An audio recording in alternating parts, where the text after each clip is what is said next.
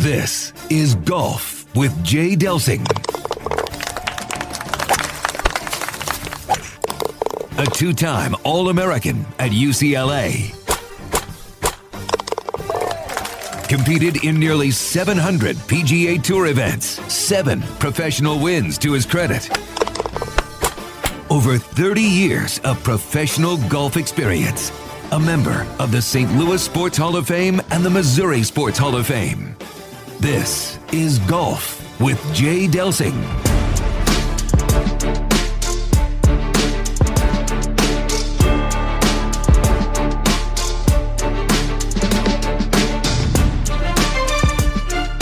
Another Sunday is upon us. That means it's time for Golf with Jay Delsing. It's heard every Sunday, 8 to 10, as we come to you from the CarShield Studios. As always, we're presented by Daugherty Business Solutions. I cannot wait to hear from our guest today. We've got Rocky Sickmann, and Rocky is dedicated to giving back, dedicated to Folds of Honor, which supports Golf with Jay Delsing, and just one hell of a guy and an American hero. That's Jay Delsing. I'm Dan McLaughlin. I didn't do it justice trying to set up Rocky. I mean, you could go on for hours setting up who he is. He's just a remarkable person. Danny, good morning, and we don't have enough time. 2 hours is not enough time. We could fill the entire show with what this man has done. And, Danny, we both hear it all the time, freedom isn't free. And Rocky, and some of his cohorts gave some of the ultimate sacrifice. 8 of those folks didn't come out of that Iran embassy in that terrible hostage situation. But this guy, Rocky Sickmann, he's just different. I mean, it's just, who do you call a hero? And an American hero. I mean, this is what this guy is. And you say it to him and he blushes and he looks the other way, but it's true. It is true. And he lives it. He preaches it.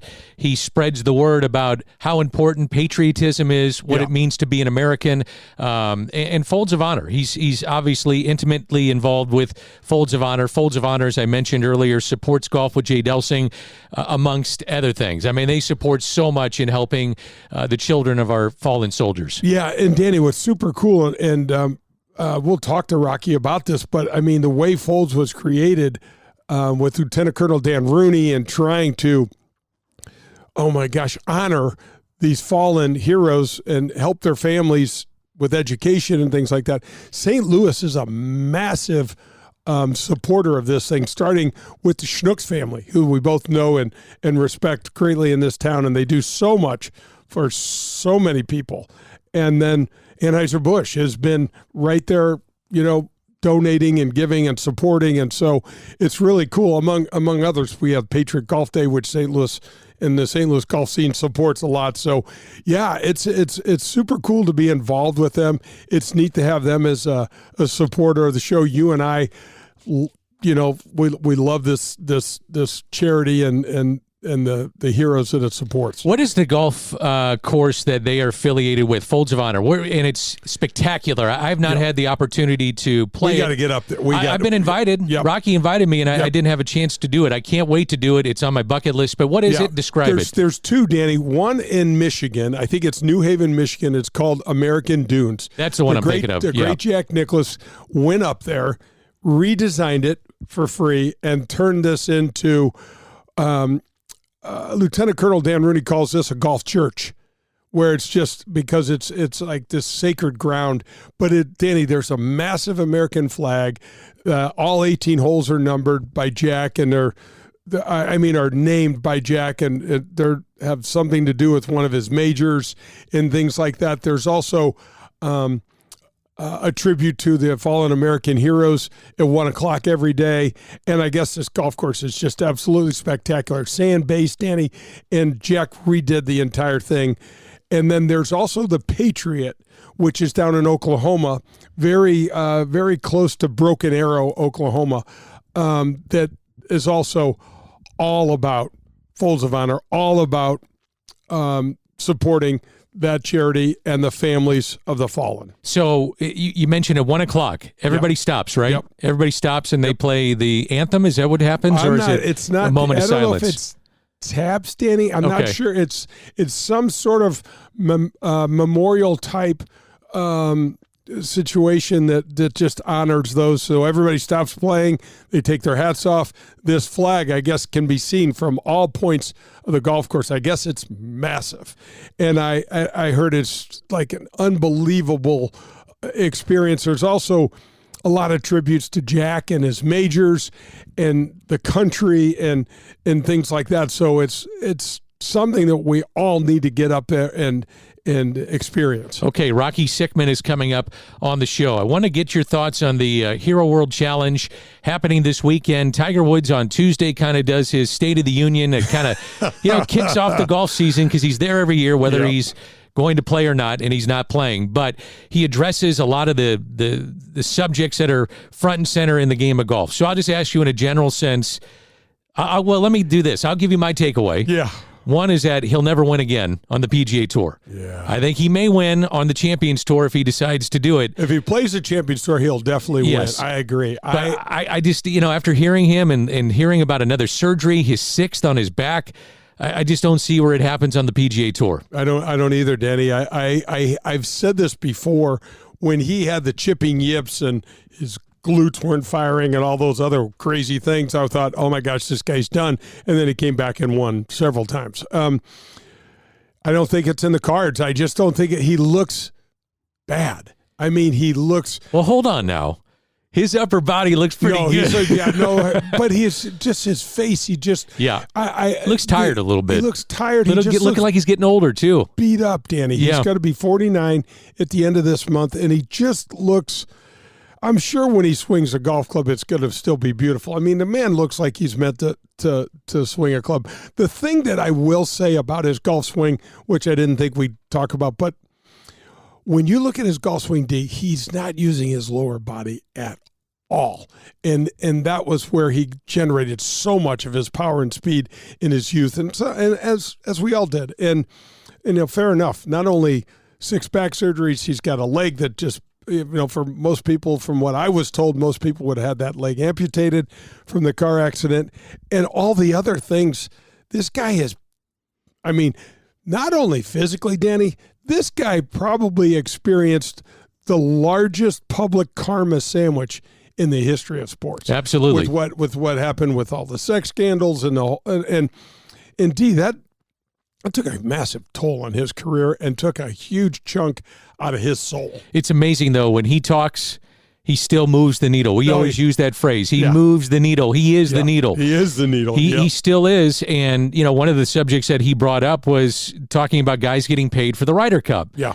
Which I'm not in favor of. I think if you're selected to participate, you get to represent your country. It's an honor, and you take it on with great pride, and I don't worry about how many bucks I put in my pocket. It's just not that important, that regard of it, in thinking about, how important is it to go make $1 million when you've made $75 million, but you get the chance to represent your country. That's the king. That's the thing that stands out. That's where, guys like the King and others talked about, that's the pride that you have in wearing the red, white, and blue. Oh, Danny, spot on, 100%. Plus, Danny McLaughlin, I am tired of talking about money. I'm tired of talking about the PGA Tour and money. It's sick. It's making me sick. Look, get your money. You've already got it. You got to get paid again for the Ryder Cup. Give me a break. Come on. All right, it's talking about money. You ready for this? Yeah. MLB revenue was $12 billion. The commissioner had a salary of $17.5. NBA revenue was $13 billion. Commissioner's salary of $10 million. NFL revenue, $20 billion. The commissioner's salary of $64 million. Now the PGA Tour, their revenue is $1.82 billion. The commissioner's salary is $23 million. That came out, and it was this past week, and I can only imagine what the players were thinking when they saw that and heard about that, and the money that Jay Monahan has taken home. It's ridiculous. So I can remember, Danny, this was back when Dean Beeman stepped down and Tim Fincham was named commissioner, and we sat on the Player Advisory Council and said he needs to be paid commiserate to similar commissioners and their sports. And we're like, we totally agree with that. And so his pay was, $3 million, $4 million, and it was a hell of a lot of money. It was way more money than this was pre-Tiger now. It was a hell of a lot more money, but it was fair. $23 million when we're bringing in $1.3 billion? Yeah, just over $1 billion. It doesn't wash. Listen, he locked Tiger up in that seat on the board, and that's in my opinion, that's what's keeping him there. Probably. Yeah. I would say so. And he's got a good relationship with Tiger, and here's what Tiger cares about, Danny. He cares about the PGA Tour staying as strong as it possibly can because he needs his legacy. He needs these tournament wins to be meaningful. And the more that LIV erodes or tries to erode at the who the PGA Tour is, how, who's playing this, that, the other thing, it concerns Tiger. The money,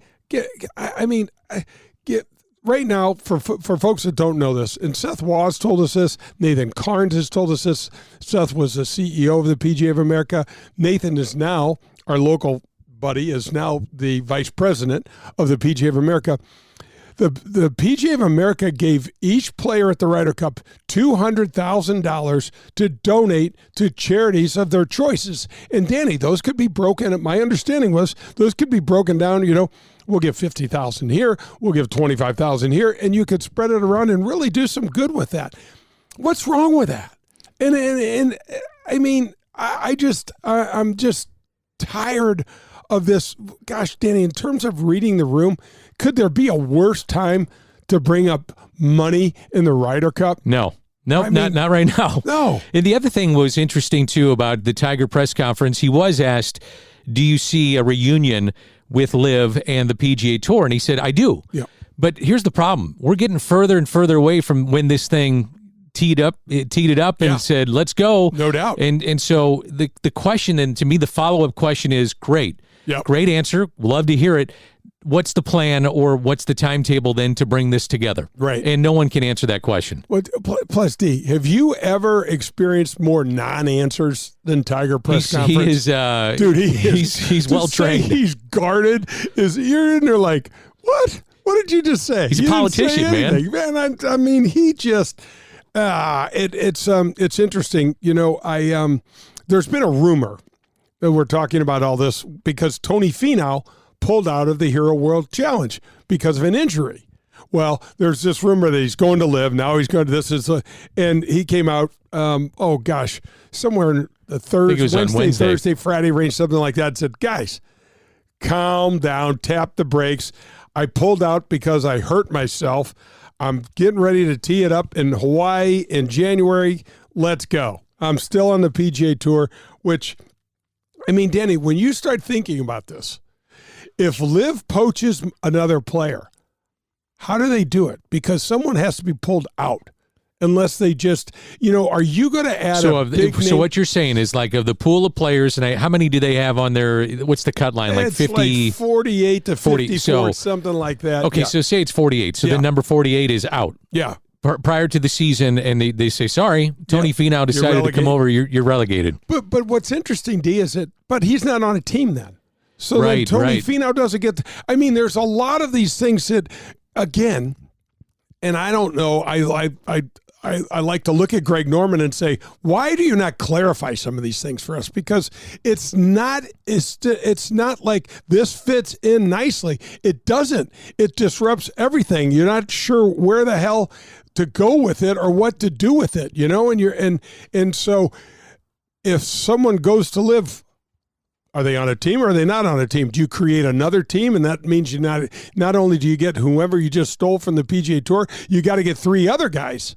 And it just gets so messy, Danny. And then the relegation, LIV has contracted. They only added 1 player this year at their qualifying school tournament. So you go over to the LIV qualifying school tournament to try to get a job for next year. And if you don't finish first, you don't get in. And Greg Norman looks like his days are numbered at being the head of LIV. I take the personal feelings out of it. You'd have to say, at least from afar, in my opinion, he did a pretty hell of a good job. He disrupted the PGA Tour. He got some of the biggest names in golf now in the history of the game to come over and join his league. I don't know, Jay. That was the idea. We're going to go head-to-head with the PGA Tour. And again, TV ratings aren't good. Product isn't all that great, but he disrupted it, and he did what he set out to do, which was to grab some of the biggest names in golf and bring them over, and he was able to do that. And he's wanted to do that since the 90s, and he finally found somebody with pockets deep enough to make it happen, and you're totally right. I mean, I'm more of a sunny side of the street sort of guy, so I'm trying to figure out how this is going to be good for the game, and I can't see it right now. I would say this, though. Let me interrupt you. I would say if I'm a player, eventually it could be really good because the money could be just exorbitant if they find a way to come together and the Saudis say, let's put money into the group, the right. PGA Tour and the LIV guys coming over. We come together and the purses are just astronomical and we got the best players going again. If that means that the Saudis then would get more control of the PGA Tour, so be it. But back to the original point, those are the people that could benefit, which are the players, and the purses could be exorbitant. Right, and I'm not Am sure. I wrong on that, or you think I'm right? No, I think you're totally right, but I'm not sure that's good for the game. I mean, because you get to a point where it's like, is it only about money? Is it? And Danny, don't listen. Maybe I'm kind of talking out of both sides of my mouth. I would have loved more money when I played. I'm not saying that. I'm not pissed at these guys for making more money, but and. Take your money. LIV calls, take your money, man. Oh, it's okay. Just don't sue the tour. Don't think you can have it both ways. Now you're out. Okay, you made your choice. Fine. That's your bed. Lie in it. That's fine. All of the crazy that came with it. Nope, you can play the majors if you've earned your way in. Don't give me this Taylor Gooch thing like I deserve to be in there. No, you don't. You don't. I mean, Greg sold you a bag of goods and said you're going to get official world golf ratings. I get it. The world golf rankings are upside down. They're basically meaningless. But hello, you knew this was going to happen. You're not going to just walk into this new league and expect it to be on level ground with the PGA Tour. My God. All right, let's tip our cap. We get to now calm down about that, and then we have Rocky Sickmann. We're not calming down. Hell with that. We're going to tip our cap to Matt Minder and the Amateur Players Tour. I know you had the chance to visit with him this past week. Yeah, Matt Minder and the Amateur Players Tour is the tip of the cap today, and the tip of the cap is brought to you by our folks and friends over at Dean Team Volkswagen of Kirkwood and Colin Byrne. 314-966-0303 is Colin's number. Call him. He's a great guy. He'll treat you like family, and he can get you any vehicle. Amateur Players Tour, Danny. Largest amateur golf tour in the country. Over 7,000 members. They have over 40 local chapters spread out all across the country. These guys run over 800 tournaments. And you're like, well, what kind of tournaments? Here's the kind of courses they play. Paynes Valley, Kiowa Ocean Course and at Kiowa Island. The Ocean Course down there, Torrey Pines South, out in San Diego. They're all over the place. Folks, this is super cool. It gives you an opportunity. And Danny, for the local people here in St. Louis, Matt and APT run over 20 events. And so check them out, amateurplayerstour.com. We've talked about this all the time. There's nothing like tournament golf. Like when I get ready to play the Ascension, Danny, when we play together, I don't pick up my short putts anymore. I'm putting it's just different. You got to play by the real rules of golf, which you seem to do extremely well. Most of our friends, not so much. But anyway, that's what's so special about playing tournament golf. And the Amateur Players Tour does it at a high level as anybody ever. So that's our tip of the cap. It's Matt Minder, the Amateur Players Tour, and it's brought to you by the Dean Team Volkswagen of Kirkwood and Colin Byrne. 314-966-0303. Woo! It's a long one. Coming up, we'll visit with Rocky Sickmann. That's next. You're listening to Golf with Jay Delsing. Darty Business Solutions has been enhancing the business of our customers for the last 37 years. How do we do it? Through our expertise in technology, better use of data and analytics, artificial intelligence, and machine learning. We roll up our sleeves and collaborate. We build applications and effectively communicate with our partner clients to bring their goals and objectives to the finish line. Our award-winning Access Point program is a community game changer. With nearly 100 students in the program, mostly young African-American females are making between $55,000 and $60,000 per year right out of high school. That's right, $55,000 to $60,000 a year right after high school graduation. That's when they begin their training. CEO Ron Daugherty believes the talent is equally distributed, but access to that opportunity is not. So here's Access Point, providing more and more opportunity for those in and around our community. It's Daugherty Business Solutions. Hi, this is Peter Jacobson, and you're listening to Golf with Jay Delsing.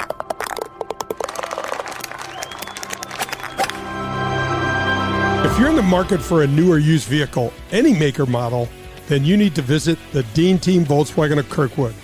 They are the official vehicle provider of the Golf with Jay Delsing show. My daughter and I both drive vehicles supplied by Colin and the Dean Team Volkswagen of Kirkwood, and it's because we know we can trust them. They made the car buying experience painless and easy, and their customer service is second to none. Every single step of the car buying experience was taken care of for us. You can reach Colin at 314-966-0303, and he will answer all of your questions and put your mind at ease. The Dean Team Volkswagen of Kirkwood has new or pre-owned vehicles to be purchased or leased, whichever you prefer. Once you visit the Dean Team Volkswagen on Manchester in Kirkwood, you'll be a customer for life because they will treat you like family. The Dean Team Volkswagen of Kirkwood, the official vehicle provider of the Golf with Jay Delsing show. Are you driving an out-of-warranty car? It's only a matter of time before your out-of-warranty vehicle is in the shop costing you thousands of dollars. Auto repair costs are up nearly 20% from last year, which is 4 times the rate of inflation. If an unexpected breakdown happened today, would you be ready for that? Well, now you can be with a plan through CarShield. Even if your car is just over 3 years old, it's still prone to expensive costs. Your car is more than just getting you from point A to point B. Traveling by car is a way of life. From picking up your kids to going to a new restaurant, cars are a daily essential. When you enroll in a car protection plan through CarShield, you can look forward to the following. The price will never go up no matter how many claims you file, or no matter how high the mileage on your car increases. CarShield offers protection plans that start as low as $100 per month. That's $100 per month. They have repair coverage for up to 5,000 different parts of your vehicle. Plus, when your car breaks down and you're stuck on the side of the road, you get 24/7 coast-to-coast roadside assistance. You also get complimentary towing and rental car options. CarShield has my back when my car breaks down, and they can have yours too. Call CarShield today at 800-465-6550 or visit carshield.com. It's CarShield, proud sponsor of the Golf with Jay Delsing show. This is Chris Nagel.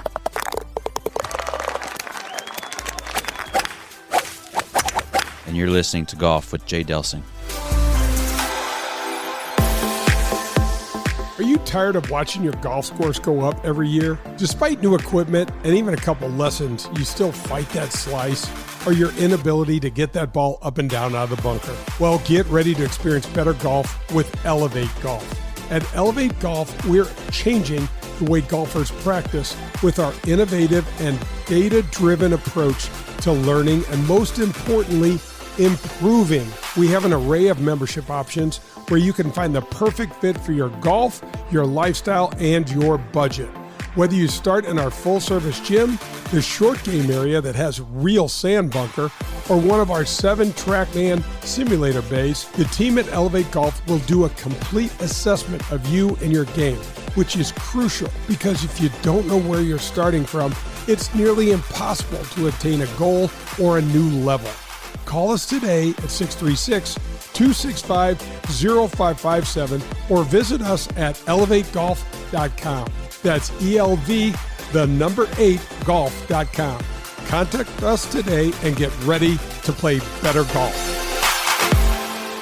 You've heard me talking about the APT this year, but I want to help break down what this tour is all about. Firstly, it's the Amateurs Players Tour. I was lucky and privileged to have played golf on the PGA Tour. golf's highest level, so I know what it's like to have a real strong and fair competition. For amateur golf, this is absolutely the closest thing to PGA Tour style golf in terms of fairness of handicaps and the competition. Secondly, APT is the largest amateur tour in the country. In just over 6 years, Matt Minder and his team have over 7,000 members with over 44 local chapters spread across the country. The Amateur Players Tour runs over 800 tournaments a year. 800! That number alone tells you that they are doing something right. They play some premium golf courses around the country like Paynes Valley, Kiowa Island Ocean Course, and Torrey Pines South, and many more. Go to amateurplayerstour.com and find out for yourself. That's amateurplayerstour.com.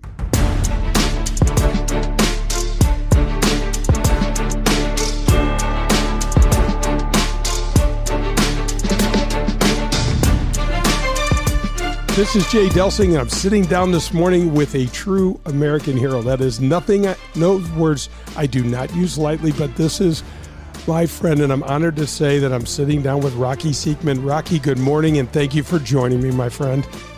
Jay, it is an honor to be on the show with you, sir.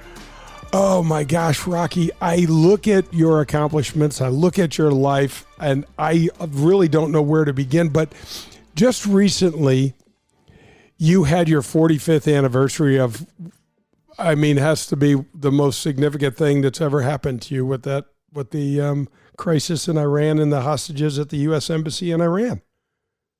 Yeah, it's hard to believe, Jay, that 45 years have passed by.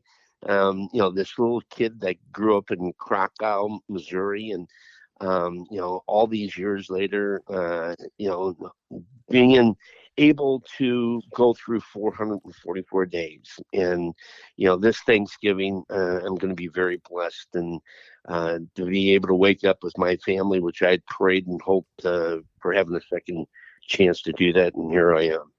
Well, it has to be, I can't even imagine, Rocky, the emotions you feel like, because 65 Americans were taken hostage that day. And unfortunately, 65 were not able to walk out of there. Well, obviously that captivity on the morning of November 4th, you're right. 60 some people, our freedom, our dignity, and our pride were stripped from us, and we had to live the next 444 days. And any of your listeners that are out there, they listen to the news. They know what's going on in the Middle East and Gaza. Those hostages are living their 420th day. And trust me, every day you woke up, Jay, you did not know if you were going to live or die, morning, noon, and night.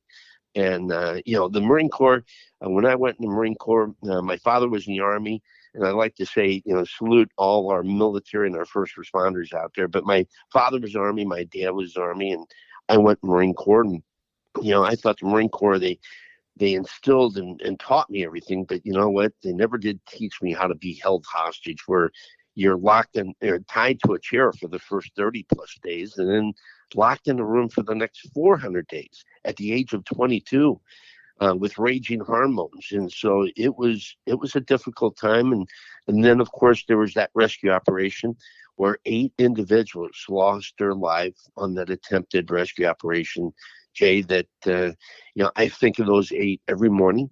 And those 8 I think of because I think about my 3 children and my grandkids. And I always say that, those 8 would never be able to go fishing with their son like I have.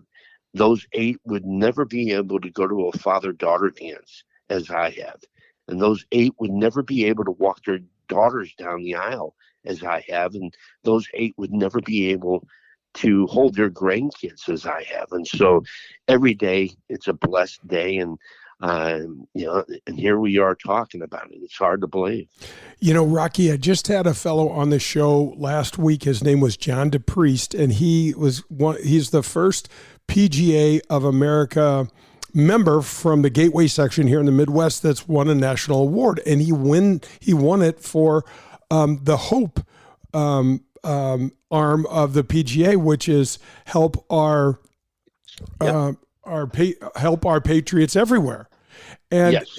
and, when my dad served in World War II, and Rocky, he never talked about it. It was probably, my dad passed away when he was 80, and I probably didn't learn about it until his 78th year. And it just was nothing, anything anyone talked about. And most of my generation, Rock, we didn't serve. And Right. and there's this hollow feeling that I have because of it. When I meet people like you, and there's one thing that rings out to me, Rocky, whenever I'm talking to folks that have donated and dedicated their life for freedom, is that freedom's not free. And Right. you got out of that situation, but not unscathed, Rock. Yeah, well, it's one of those things. You are right. Freedom is not free, and we say that at Folds of Honor, Jay. And it is something that we take it all for granted. I took it for granted until that morning on November 4th, when all of a sudden my freedom and my dignity and my pride was stripped, and our American flag was burnt in front of our American embassy. And it is one of those things that, when I came home, it was, you're right. In the first 30 days, I sat there tied to the chair. I thought back to the Vietnam War, Jay, and you're about, I'm 67. You're 64. 60. Uh-huh. Yeah.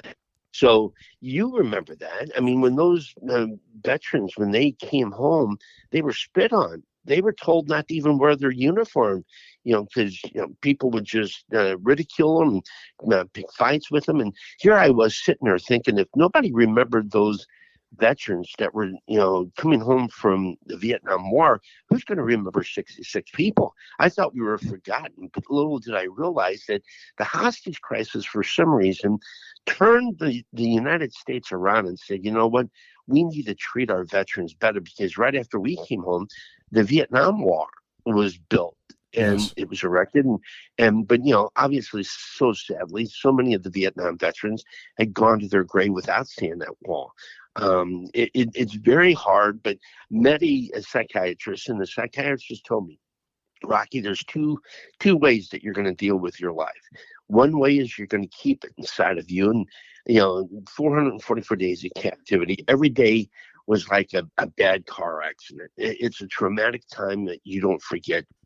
But how do you take it? And the second thing he said is, you either can use it and let it store inside, but something's going to cause you to break, or you use it and talk about it, and you help people understand what life was like back then. And that's the direction I had taken. My good wife, God love her. I would tell you, Jay, Jill was 18. I was 22. She waited for me for 444 days. And when I came home, she said, Rocky, you have to make a decision, either me or the military. I chose wisely. I'd been in for 6 years, and she was beautiful, and she could cook, Jay. So I chose her. And but without Jill, I would be in a ditch somewhere.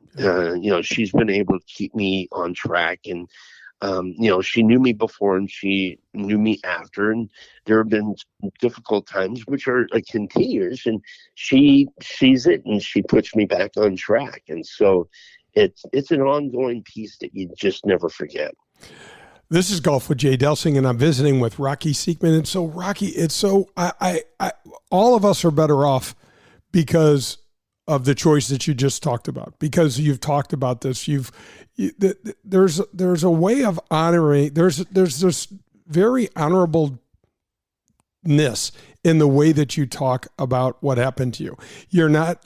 I'm sure you've had your bitter moments. I'm sure you've had some very angry moments, but those don't ever come out. And when someone gets to hear what you've been through, there's a lesson for us all to learn here, man. And it's really to just live each day like it's your last and be really, really grateful. When COVID hit, I was able to stay at home for a whole year, which was a benefit to me. And so many people were like, locked in their house, and people were like really having a difficult time. It's like, that COVID to me was nothing. I mean, I was able to get up every morning and go and take a shower. You know why? Because I could. I couldn't take a shower, but maybe 3 months into my ordeal was able. A bar of soap was my toothpaste. My finger was my toothbrush. So it's the things that we take for granted.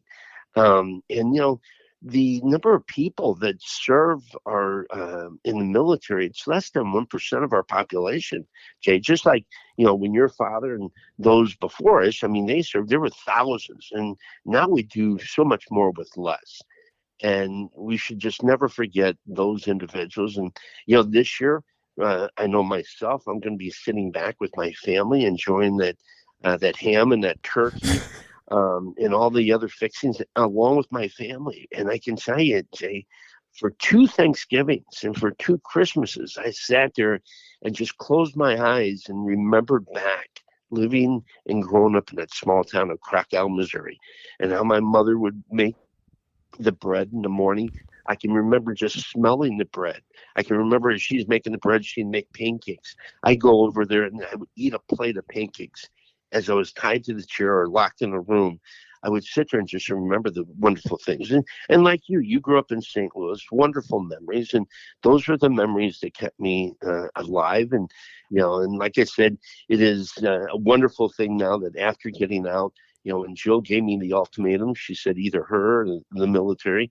I chose her, but I then got a job with Anheuser-Busch back in 1982 and worked for them for 34 years. My last term of AB was director of military sales, which was so rewarding because I remember back when I was in the service and in that lonely spot, and how lonely all these military men and women are when they're overseas and their loved ones are back home.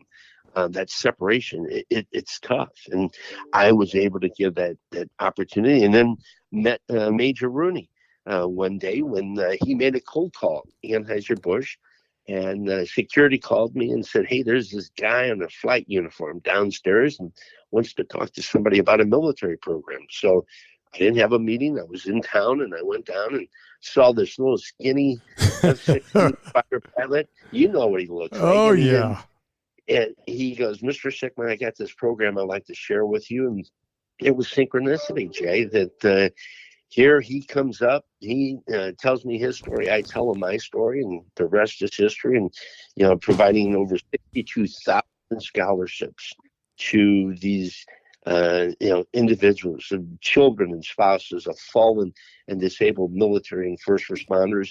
45% of our recipients are minority. Out of that 45%, 57% are female. And every dollar that comes in, Jay, 91 cents goes back into that scholarship. And so it's a great way for me. It's a therapeutic piece for me to continue my role to help service and support those military men and women, because, like I said, those 8 would never have that chance to do that.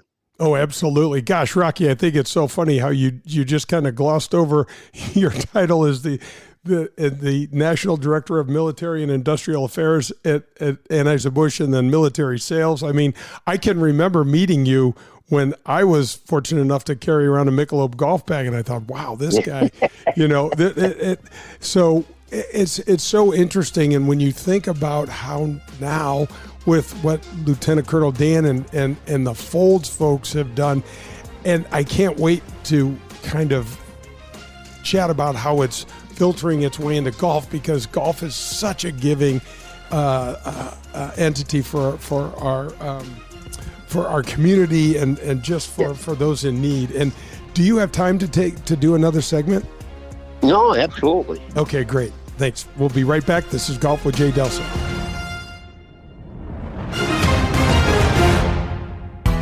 Recently, my nephew called me and said his basement had flooded and all the hardwood, carpet, and flooring had to be replaced. I told him I have the perfect place for you to go. At Jerseyville Flooring and Furniture, this second-generation family-owned business treats everyone just like their family. Jared Capps is continuing his mom and dad's 50-year business tradition where honesty, transparency, and service carry the day. My nephew loved the luxury vinyl product. Jerseyville Flooring and Furniture has the largest selection in the area. Whether you prefer Mohawk and the wide variety of their product lines, I love the Rev Wood product, by the way, or Karastan or Pergo Elements line, Jerseyville Flooring and Furniture will literally have you covered. You have pets? Let Jared tell you about the many sustainable flooring and carpet options that are pet-friendly but also easily maintained to keep your floors looking great every day. And don't forget about their huge selection of Lazy Boy recliners. They are awesome and one of the biggest selections in the Midwest. Call them today at 618-936-0536 and get your free estimate or set up a consultation with one of their experts. You can also go to jerseyvillecarpetandfurniture.net. Proud sponsor of Golf with Jay Delsing. Hey folks, we just opened the Jay Delsing Golf Shop. If you need anything golf related, you need a hoodie, you need a visor, you need a quarter zip. My daughter Gemma has spearheaded this effort and I so appreciate all of her help. But we are live and we are ready to get you into some golf gear. Folks, know this, with every single purchase, I will be donating either to the Western Golf Association in support of the Evans Scholarship Program or to Folds of Honor and the great Lieutenant Colonel Dan Rooney. So everything that you buy from me, we're going to make a donation to those great causes. Thanks for checking it out. It's jdelsinggolfshop.com. The holiday season is here, which means gift giving for that golfer on your list. It also means colder weather, but don't let that affect your golf game. Family Golf and Learning Center is St. Louis's premier practice facility with indoor TrackMan simulators and heated driving range bays. Shop for that golfer in your family. Gift certificates, clubs, apparel, lesson packs, and more. Happy holidays from all of us at Family Golf and Learning Center, where we make St. Louis better at golf. Check us out at familygolfonline.com. That's familygolfonline.com. I am delighted to welcome Folds of Honor to the Golf with Jay Delsing show. Lieutenant Colonel Dan Rooney and his team donate 91% of all funds directly to these scholarships. And oh, by the way, to date, 52,000 of these life-changing scholarships have been awarded since 2007. 45% of those 52,000 scholarships have been awarded to minority recipients. So join the Folds of Honor team today and donate at foldsofhonor.com. Are you and your company struggling trying to keep up with all of your city, county, and tax state filings, Secretary of State, Department of Revenue, and FCC tax responsibilities? Well, help is on the way. Compliance Solutions is here to relieve your pain. They can prepare, file, and pay each and every one of these for you. As the industry leader, Compliance Solutions will customize a plan just for you and have you covered from start to finish. Founder and CEO Mark Lambert believes it's far more important for you to be spending time with your customers and growing your business instead of being inundated with the never-ending regulatory nightmares. Wes Johnson is the Executive Vice President, and his personal cell is 214-226-7813. Call today and be prepared to get some good old-fashioned customer service. Compliance Solutions will get you out of the weeds and back into the middle of the fairway. That number again is 214-226-7813.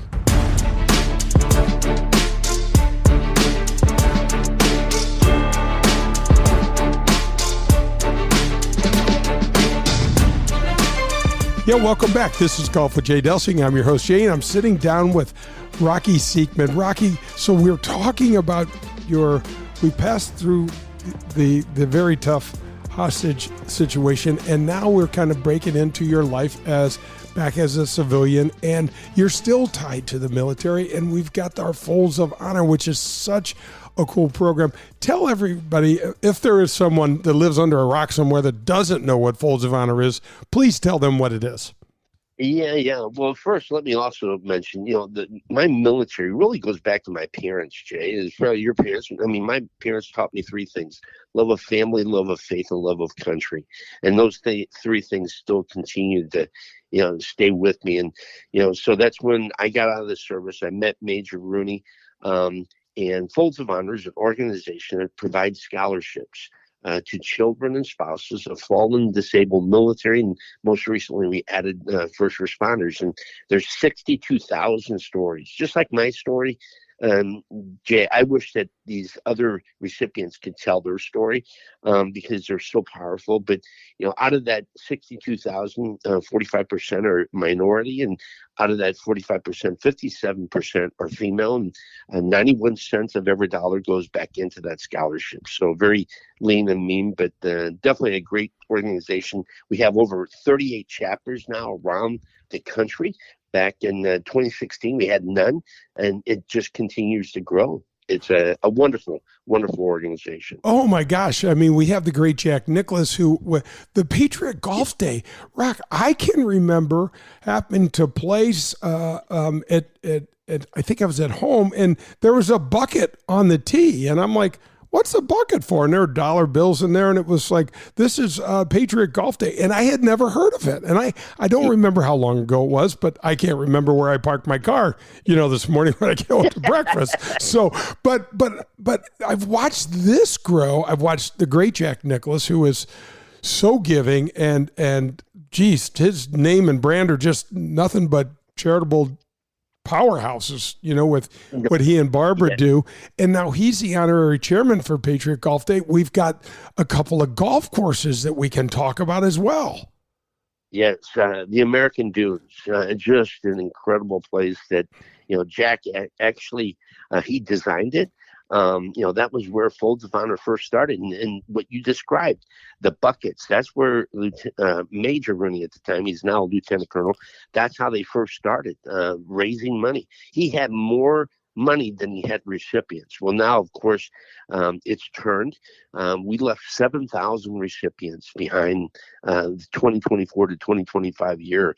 We had a 46% increase of the number of recipients. And so, but Jack was so kind to help redesign the American Dunes. Have you been up there? I have not, but that's on my bucket list. So I promise I will. Yeah. I've heard. I feel like I can see it in my mind because I've seen the pictures. I've seen the flag. I know what's going on. I can't wait. Yeah, and then of course the Patriot, which is in Owasso, Oklahoma. Yeah. So yeah, beautiful golf courses, and obviously, yeah, what you had mentioned about the Folds Friday, launched in 2024, where basically they're starting to do the national anthem in golf courses and honoring the service and encouraging people to wear red, white, and blue that day to help support. So, the Major or Lieutenant Colonel Rooney, I mean, not only is he an F-16 fighter pilot, he's a professional golfer. I mean, plus he had 5 daughters, Jay. So, I mean, you have 4, I have 2, and I know how expensive girls are, but he's just a wonderful man and just a great leader that has built this thing from he and his wife Jackie over their garage in Broken Arrow, Oklahoma, and here we are to this day.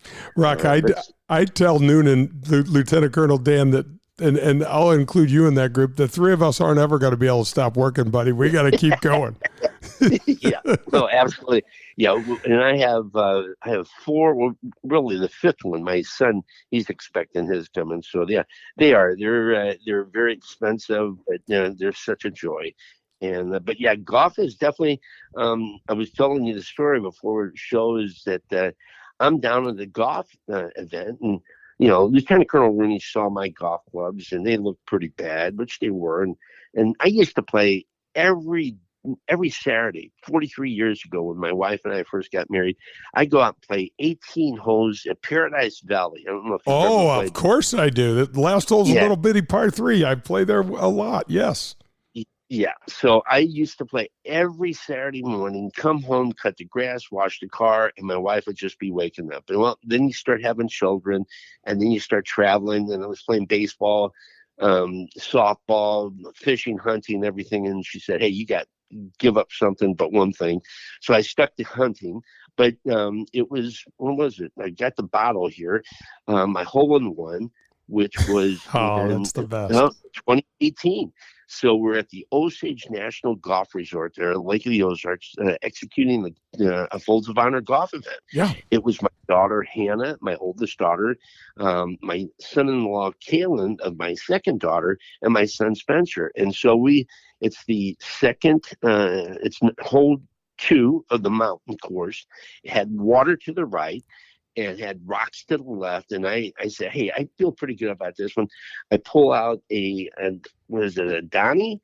A Donnie, I think it is, a golf ball. It's like a British golf ball. Where I found it, I have no idea. I put it down on the ground and I hit it and hit 5 feet away and rolled right in. And my daughter, I looked back and she's flying up in the air.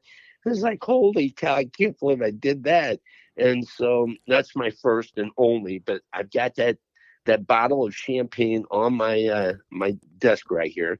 And so I need to get to play more golf. As you probably know, the more you play, the better you get. But yeah, that's my wonderful memory. You probably have many. I've got a few, but Rocky, I think it's so awesome that we're using golf, which is such a uniter.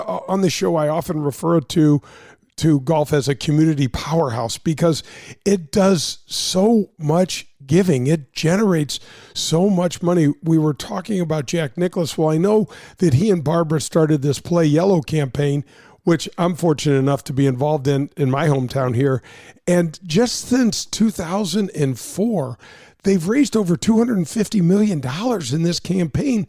And to have it connected with Folds of Honor and have us all pushing and moving this ball in the same direction, it's fantastic. And I've had so many former athletes on the show that we all kind of gravitate towards golf as we get older, Rock, and it's really super cool.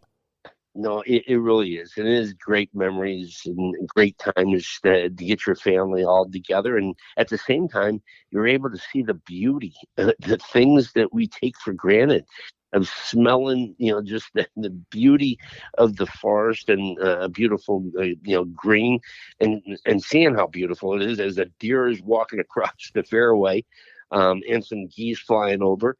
But it's one of those things that it's hard to find something that's even better than that. But this is Golf with Jay Delsing. I'm visiting with Rocky Sickmann and Rocky. And what's interesting is to hear Lieutenant Colonel Dan's story about how he started Folds of Honor and sat on that airplane and saw that.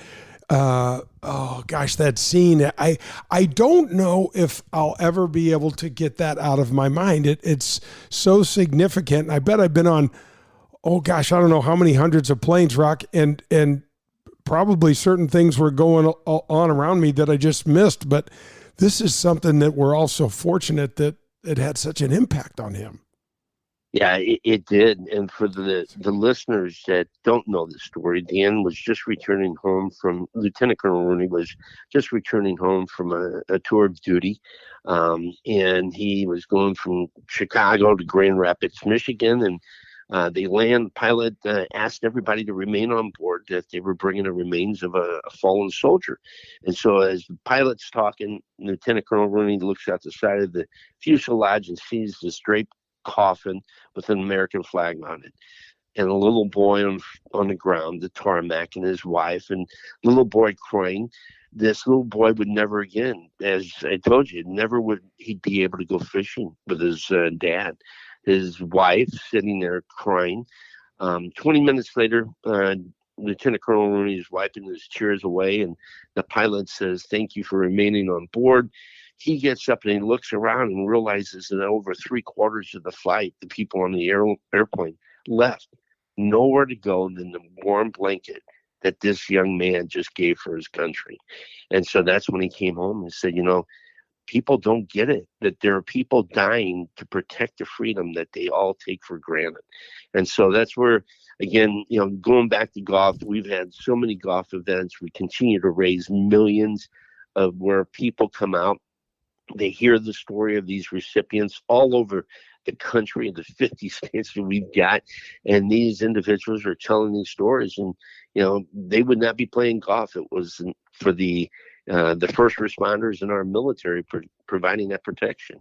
Rocky, it's interesting too because there's a huge St. Louis influence and a Midwest influence on this movement with Anheuser-Busch and the really great, generous Schnooks family. No, absolutely. Yeah, Schnooks has been one of our main supporters, and obviously Anheuser-Busch. Anheuser-Busch is 14 years, $28 million that they have raised and continue to raise. Not only is it Anheuser-Busch, but it's its brands and it's its wholesalers like Lure and Gray Eagle and Cry and all the others here in the state of Missouri, but really all over the country. And so that's what I've been doing with Anheuser-Busch and Folds of Honor is I continue to work each year, Dan, with them to continue to keep the brand in Folds of Honor and all those packages. And around Memorial Day and NFL, they sell a lot of beer and they raise a lot of money for Folds of Honor. But yeah, Schnooks is and QT is another one that's been very, very generous to Folds of Honor. It's interesting, Rocky, that just recently we've added the backstoppers and first responders, that kind of group to the mix. And man, when you start thinking about the police as kind of an extension of the military to just try to, help with some law and order and things like that, they're really a deserving bunch. And you mentioned it, the backstoppers. Yeah, I don't think there's any other city in the country that has a more powerful group like backstoppers, as they do a great job here in St. Louis. So that's where we work with a lot of those guys. They offer so many different benefits to the first responders, their families, and we continue to be there if help is needed in regards to scholarships. And and I'd mention one other organization has been very helpful. We do a great golf outing each year at Whitmore Country Club, and that's the Sun Trip automotive team. Butch and Greg, those guys are just awesome people and have raised so much money for our St. Louis chapter, which is continuing to to grow to help support all those military and first responders. Rocky, when I think about the golf community, I think about the Sun Trips are just great people. Butch and Craig are always involved in almost anything you ask them to be involved in. And I think about St. Louis and just the overall community, the general community in the U.S. when it comes to golf, when it comes to giving. The evening news excluded, man. We're a giving, loving people, man. We are red, white, and blue in this city. I mean, the organizations, they all step up to help support. When you have a fallen military or first responder, there are people along the road to show their support. I mean, it's incredible. It makes my hair stand up in the back of my neck, Jay, when when something like that happens and the number of people that come out and show support. We're very blessed to have a wonderful city like this. Well, Rocky, we are so fortunate to have you representing us in everything you do. Folks, this has been Rocky Sickmann. He is a true U.S. hero. Rocky, thank you so much for joining me on the show. And gosh, if you don't mind, I want to keep bugging you and keep talking to you and keep getting to shake your hand. No, Jay, again, it was an honor to be on the show. And, you say you never served, but you are serving. You're serving right now, helping to educate everybody on, what they can do at Folds of Honor. They can all go to joh.org and make a donation to Folds of Honor. And they can be a squadron leader. And a squadron leader is where you make a donation of $13 each month. And why 13? 13 folds to a flag, Jay. That's one thing that many men and women, if they're fallen, and first responders, they get that folded flag. There's 13 folds. And we, as the American population, should never forget freedom is not free. So I salute you. Hope you and yours have a safe and wonderful Thanksgiving and Christmas, buddy. Same to you, Rock. We'll talk to you soon.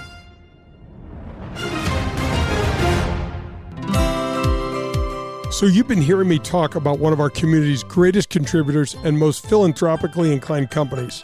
Yes, of course, I'm talking about Marcone. They're the largest distributor of General Electric appliance parts in North America.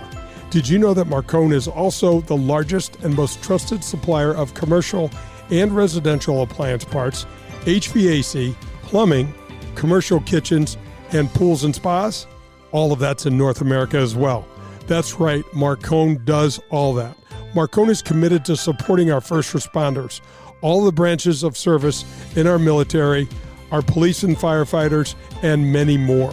From the viewing deck at the Ascension Charity Classic, founded in honor of our military heroes, to their commitment to Wreaths Across America program, Marcone is here for you and your family as well as your community. That's Marcone, the official sponsor of the Golf with Jay Delsing show. For the best in Italian cuisine in St. Louis, look no further than Paul Manno's, located in Chesterfield.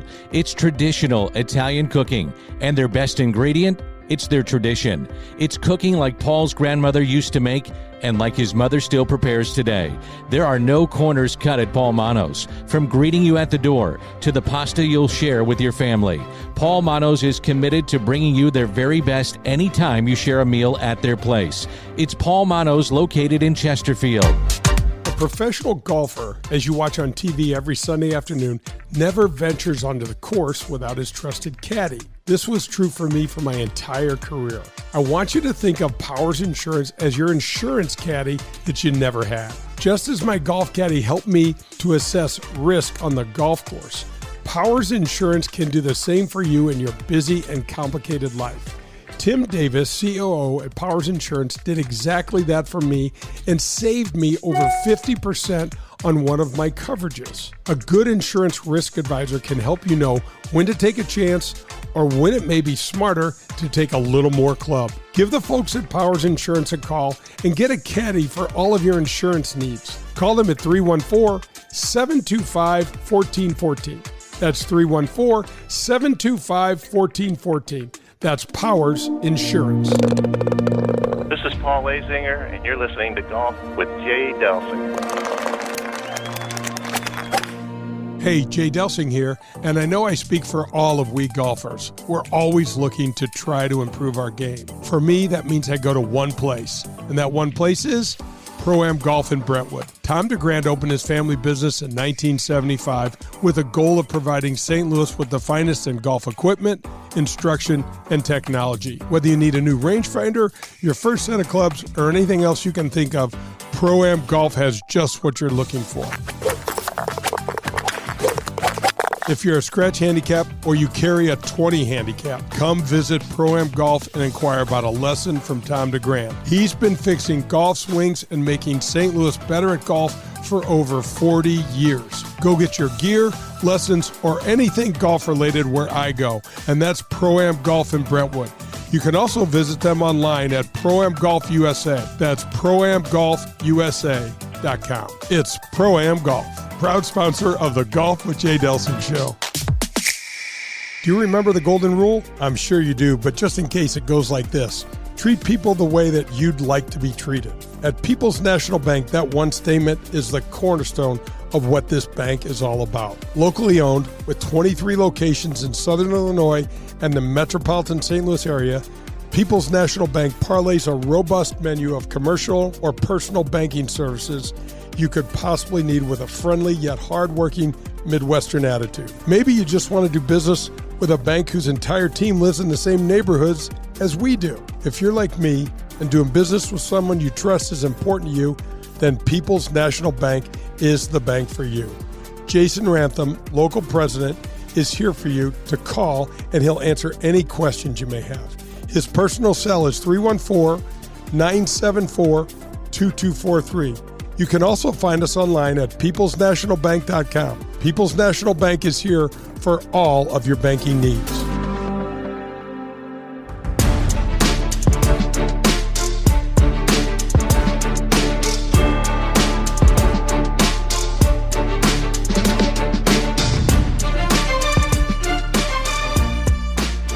Golf with Jay Delsing on this Sunday morning rolls on. We hope you enjoyed Jay's visit with Rocky Sickmann.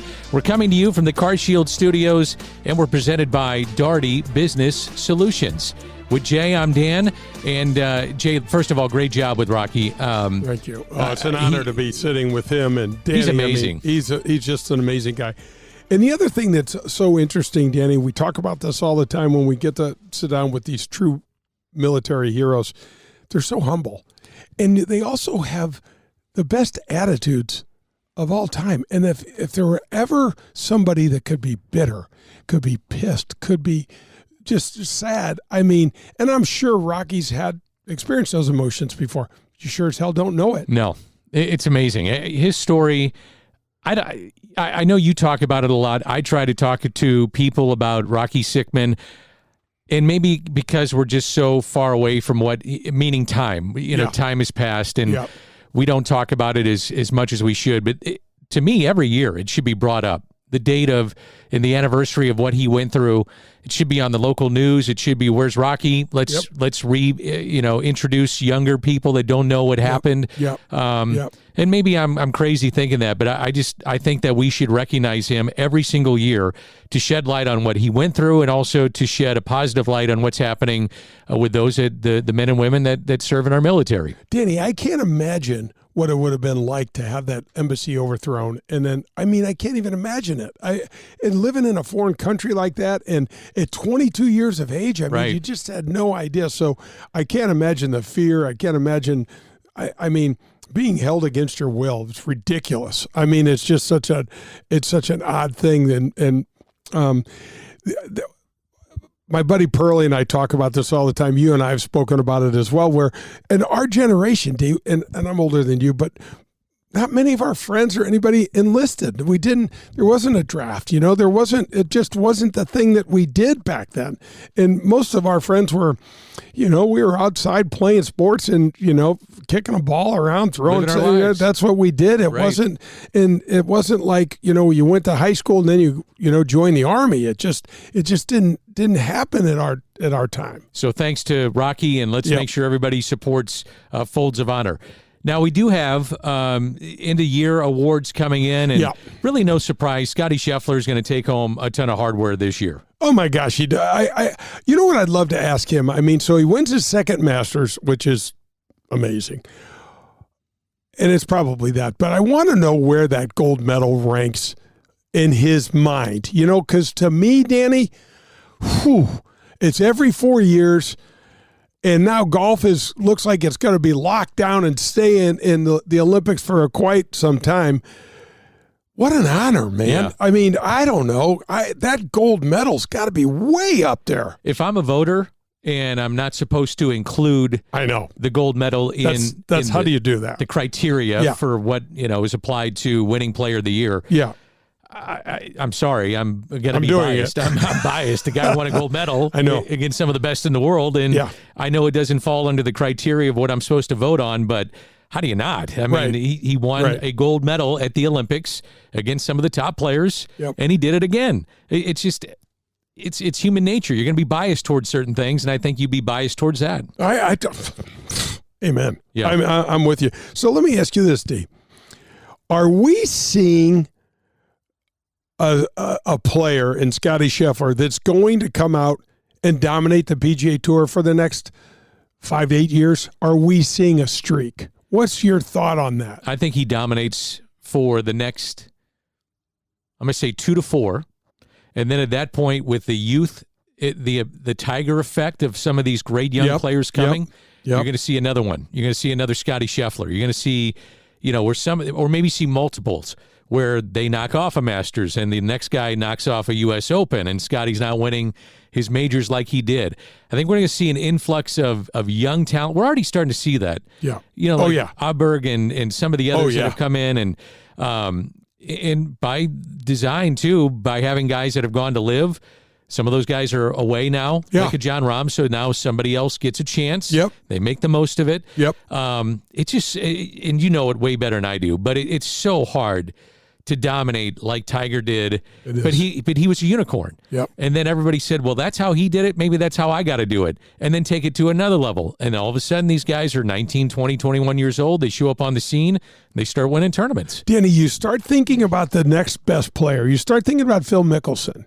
Guy wins a tournament as a junior in college, and he goes out and he wins 6 majors. Tiger's got 15. It probably should have 20 to 25. Yep. Would you agree with that? Well, yeah, man. I mean, if ifs and buts. I mean, but right. for sure. If things would have stayed, on course. Yep. 2010 would have been a blockbuster year for him, and 2010 was a complete dud. And the other thing that's really, really interesting to me is Xander and Xander Schauffele. Here's a guy that wins 2 major championships in 1 year and is not going to be Player of the Year, right. which says everything you need to know about what kind of year Scottie Scheffler had. But Danny, where does he start weighing in here in our conversations? Because what's interesting to me is that you could see his confidence grow. He knocks it. He kind of lips that putt in at Valhalla for his first win, and then goes out and wins again, which is phenomenal. But at the President's Cup, it was really interesting because Jim Furyk said, I'm looking to see who's my alpha dog. Who is, when we're in the room, where does everything revolve around? Who is it? Who's got that voice? Who's got it? And it was Xander. And what's interesting about him too is that he's one of the more, we got some quiet leaders, Danny, like Scheffler is not a boisterous guy, and not at all. Xander's quiet as well. But what Furyk said was when he spoke, everybody's head turned, and so it's interesting because you've got guys in that locker room like Sam Burns and Brian Harmon and really good players, Russell Henley, but those are not, and you can see by looking, those are not the alphas. You're wondering, is it Scheffler? Is it Xander? Is it somebody in that, little older range that's been there a little bit? And it's going to be interesting to see what his game looks like when he comes out. Here's my question to you. Does golf need it? Does golf need the alpha male? And you have it in Scottie Scheffler because of what he's doing winning-wise. Yeah. But publicly, bringing in the casual fan or the fan of golf that only watches on Sunday, do you need a guy that's kind of boisterous, different? John Daly, Tiger Woods, you can come up with some different names. I'm just going off the top of my head. But do you need somebody like that to bring in more people, especially with the fact that Phil Mickelson is gone and Jon Rahm is gone and DJ was somebody you'd watch. I mean, they would bring in my opinion, casual fans. Yep. Do you need somebody like that in the game of golf moving forward? For whatever reason, Danny, our game thrives more in that. It does seem to. It really does when you go, Arnold Palmer passed the baton to Jack Nicklaus, who passed the baton to, maybe Greg Norman or Tom Watson, and who passed the baton to Tiger Woods, and who's now passing the baton to Scottie Scheffler, I guess. I mean, It would have to be because these last 2 years of Scottie Scheffler have been remarkable. I mean, remarkable. What the staying power. Danny, this reminds me of the story. We were watching golf together somewhere this past summer, and somebody's like, yeah, Scottie, number one in the world, just like Tiger. And Scottie said, yeah, just like Tiger, if I can do it for another 11 years. Right. Over a decade. It's just ridiculous, man. He made you want to watch. Yep, he did. He brought me into the game. And now I love the game. Yeah. But if he was, and it's still this way, Jay, if he's on the course, I'm with you. I still watch. I'm with you too. I want to know what he's doing. I do. It makes it really tough. It does. It makes it really tough to watch because it's there's been such a dramatic decline. I mean, he's not getting to play competitive golf at all, and he's trying to get it together at home, and I guess his body just keeps giving out on him, and so yeah, it sucks, man. We're just got to hope for some sort of resolution with this men's game to get it together. We made a really stupid decision, in my opinion, to condense the tour and make it even smaller. Now there's fewer cards, and so I don't know. It's going to be interesting to see. I hope I'm wrong, and the way way it all shakes out is going to be better than I anticipate. But I just don't see us condensing. I don't see us getting smaller with more better players, Danny, from all over the world. It just doesn't make sense. If you're the PGA Tour and the Champions Tour tied in together here, and Tiger turns 50, can you pay him an exorbitant amount of money to show up at certain events? So you say, okay, the purse for the Ascension is X amount of dollars, but Tiger, we're gonna slide you, I don't know, $5 million, $8 million, $10 million to show up because you're going to bring so many eyeballs to our tour. The purses will go up, the sponsors are going to go up, ticket sales will go up, TV is going to go up. Do you think that they do that, or they've had discussions of that, or can you do that, or is that something that's against our bylaws? We cannot do that. But I got to tell you, Danny, that won't get Tiger out of bed. $5 million won't get him out of bed. He doesn't care. If he doesn't, now the Champions Tour is going to be an entirely different animal because he's going to be able to ride.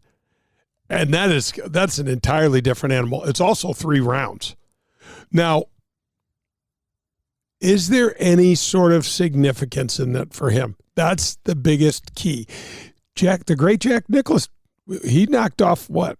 5, 6, 8 majors, something like that on the Champions Tour. What about, though, the significance of growing the game and knowing that of the part that he plays in that, especially with his current role with the PGA Tour? And you say, look, we understand the money. You've got all the money you need. Yeah. We got it. Right. We don't need to give you $25 million to show up here or $100 million. It doesn't matter. He's got the equity position with the PGA Tour, which we don't even know what that means yet. But, Tiger, what does it mean to you to grow this game even further, knowing that we can still get you in, quote-unquote, the prime of your Champions Tour run and have you go out here for 10 or 15 years, pick your events, and let's go. Let's see what you can do. I wonder if that resonates at all with him. I don't know. I think kicking the crap out of people does. Yeah. I think he enjoys that. You know, he does it spectacularly, and he would do it on the Champions Tour as well. There's no question he would win, Danny. He'd win a lot. It's the significance. I just don't know where that ranks for him. But you got to remember, in his life, besides his children, it's just golf. Yeah. I mean, he's built, 2, 3 golf courses? It's not like does this, Jack Nicklaus has got 400 golf courses built around the world, Maybe someday Tiger will get into that. But what is the thing that's going to get Tiger out of bed? I was thinking that watching his press conference this last week. So he always shows up at this event, like we talked about. And he's going to give his State of the Union, which we talked about. But then what's next week like? So the event comes and goes. I know. What is he doing? I know. He's going home and he's rehabbing his back and he's not able to practice much. But if I'm the PGA Tour, I go to him and I say, look, we know you're guarded. We understand that you're not playing at this point. What can we do in conjunction with your thoughts, our thoughts, bring them together to get you to more events and to become really the face and mouthpiece of what we're trying to do? And maybe he doesn't want anything to do with it. I know. I doubt he does. Right. But it's got to be, that subject's got to be broached. No, it's a great question, D, and I'd love to talk about it. I mean, here's the other thing that we haven't talked about, the league. The Sim League. That's right. It's launching in 3 weeks, man. I mean, I don't know what the heck to think about this thing. I'm interested. I'm going to watch. I'm going to watch too. I'm going to watch with you. I'm interested. I don't know. I mean, I'm wanting to see how they're going to make this fun, how they're going to make it entertaining. I don't know. It's wide open to me. I think it could be a tremendous success, or it could be a massive flop. I feel like it's, the spectrum is wide open on this thing. So they had the match a few weeks ago, and no one's talking about it. And you had some of the biggest names in sports. You had Charles Barkley playing this. Wayne Gretzky I think Gretzky won it. Yep. And there were other really big names in sports. And I'm thinking to myself, if I'm golf, I say, Tiger, whenever you're healed, and we'll figure it out, but let's do a match. Let's get you, Phil Mickelson, John Rahm. I don't care who it is. Yeah. But you against yourself. I don't care. Yeah. But let's get you on. Mic you up for 18 holes. Mic you up for 18 and do something like that, because he's got to stay relevant in the game. If he's not going to play, they got to find a way to keep him. He's always, let me rephrase. He's always going to be relevant, but keeping him front and center somehow. No, you're spot on. I totally agree with you, Danny. I just don't know, with his personality and being such an introvert, and he comes out larger than life on the golf course. Okay, so that is his arena. But all this other stuff, D, I mean, he'd just soon be in the background, and you know, in a stage he doesn't want to be up there unless they're giving him some award for something he did on the golf course. Now, you were paired with him, correct? No. Yes. No. I played right behind him. That's what it was. Yeah. Yep. And I played right in front of him, but never in a tournament. But I played a few holes with him in a practice round and stuff like that. It's unbelievable. I was going to ask you. It's unbelievable. The golf ball off of his club sounds different. It's just, you're like, what is that? It's in the shots that he has, Danny, it's unreal. High, low, fades, draws, the whole thing. I can remember they were doing Jim Thorpe was out on a driving range, and I think it was with TaylorMade when Tiger had just gone to TaylorMade, and Tiger was hitting some shots, and people were saying this, that, the other thing, and Jim Thorpe said, and I love Jim Thorpe, and Jim Thorpe had 2 shots when he played, Danny. He had a duck hook and a double duck hook, and that's what he would say. And he said to Tiger, who was hitting these 4-irons, and they were gorgeous, and he said, now let me see you hit this duck hook 4-iron. And Tiger said, I don't hit duck hook. So, and I mean, I watched Thorpe play him for 20 years. So it's just a different, Danny, it's a different breed of cat. And of course, we're talking about Tiger, so there's a pun. But it just is. Everything about him, when I first saw him, I was like, wow. You know, he said to me, I'm playing in the Scottish Open, and we're playing at Carnoustie, and we're in this little clubhouse area afterwards, and it is modest. It doesn't look anything. The clubhouse that's built now wasn't even there, Danny. Put it this way. When I put my shoes in my locker at Carnoustie, it was dirt on the floor of my locker. That's how old the clubhouse was. So we're in there having something to eat, and there's some beer being drank, and people were still smoking cigarettes inside and the whole thing. And he came up to me and was like, hey, man, how's it going? It's like, JD. He calls everybody. He'd be like, DM. He calls everybody JD. I'm just so tired of playing like, and I'm like, yeah, you're not playing well, huh? And he's like, yeah, I go, man, you don't need to hear anything from me. But, you know, this game it just comes and goes, and you know, just hang in there and just keep working on the fundamentals. You know what to do.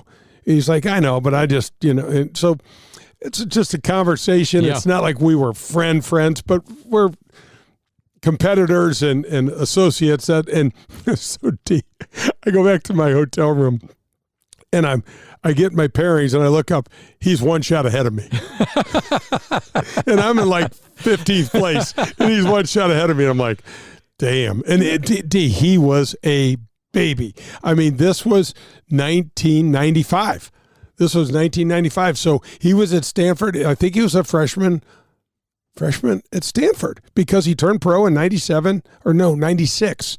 So he might have been a sophomore at Stanford. He turned pro at the middle in Milwaukee. Yeah. In Milwaukee, made a hole in one. Yeah. I also saw him that week at a restaurant. I was out with my parents, and I took my parents over and I said, hey, man, welcome. Yeah. You know, and he's like, thanks. This is going to be fun. I'm like, yeah, it's going to be real fun. Hope we get to play together soon. What was it like playing with him? Would he talk with you? So you're on a practice round. Would he talk at all with you, or is he the kind of guy that was just so locked in his game? And not in a practice round. He's working on stuff. He's pretty much all. The practice rounds are different, you know, because, you know, what I wanted to do is just pump him for information, you know, but you know, you just some pleasantries and things. And I'm not his friend, you know what I mean? So it's just you're not really competing on a practice round, but you're a fellow competitor, constituent, that sort of thing. Awesome stuff. That's Jay Delsing. I'm Dan McLaughlin. We call this Golf with Jay Delsing, heard every Sunday, 8 to 10. And this is presented by Daugherty Business Solutions.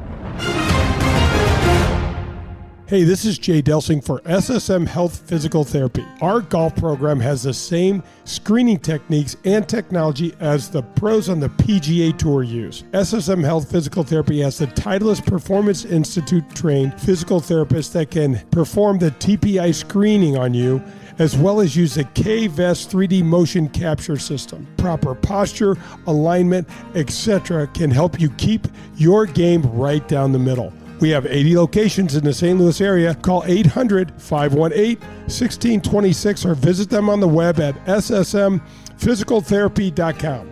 Your therapy, our passion. Welcome to the Corn Dunes Golf Course. I would like to welcome you all to the Corn Dunes Qualifier. The winner of today's tournament will get an automatic bid in the big banana. There's the anglers.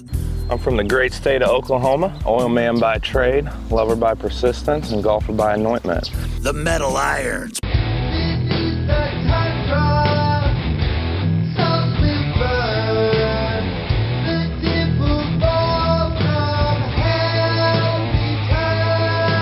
Real golf wives. What are you doing? The wind's picking up. Are you going to go down a club? I don't know, but this breeze feels amazing on my Botox. Denzel Washington. We've all seen you putt. I don't need that black magic voodoo nonsense that's in your putter to affect my putters. Jesus Chips. There's two things I love. It's golf and the Lord. So let's get to blessing. Johnny Longo and the Pindicate. The prize money, 10 times that of any other scramble tournament. I mean, it's like the live tour of scramble tournaments. Scramble, the first golf comedy TV series ever. Now available on Amazon Prime Video. I am delighted to welcome Folds of Honor to the Golf with Jay Delsing show. Lieutenant Colonel Dan Rooney and his team donate 91% of all funds directly to these scholarships. And oh, by the way, to date, 52,000 of these life-changing scholarships have been awarded since 2007. 45% of those 52,000 scholarships have been awarded to minority recipients. So join the Folds of Honor team today and donate at foldsofhonor.com. Hi, this is Adam Betts from Family Golf and Learning Center. You're listening to Golf with Jay Delsing.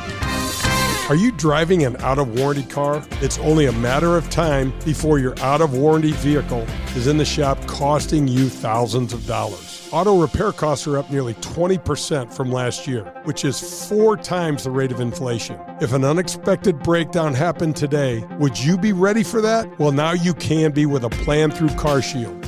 Even if your car is just over 3 years old, it's still prone to expensive costs. Your car is more than just getting you from point A to point B. Traveling by car is a way of life. From picking up your kids to going to a new restaurant, cars are a daily essential. When you enroll in a car protection plan through CarShield, you can look forward to the following. The price will never go up no matter how many claims you file, or no matter how high the mileage on your car increases. CarShield offers protection plans that start as low as $100 per month. That's $100 per month. They have repair coverage for up to 5,000 different parts of your vehicle. Plus, when your car breaks down and you're stuck on the side of the road, you get 24/7 coast-to-coast roadside assistance. You also get complimentary towing and rental car options. CarShield has my back when my car breaks down, and they can have yours too. Call CarShield today at 800-465-6550 or visit carshield.com. It's CarShield, proud sponsor of the Golf with Jay Delsing show.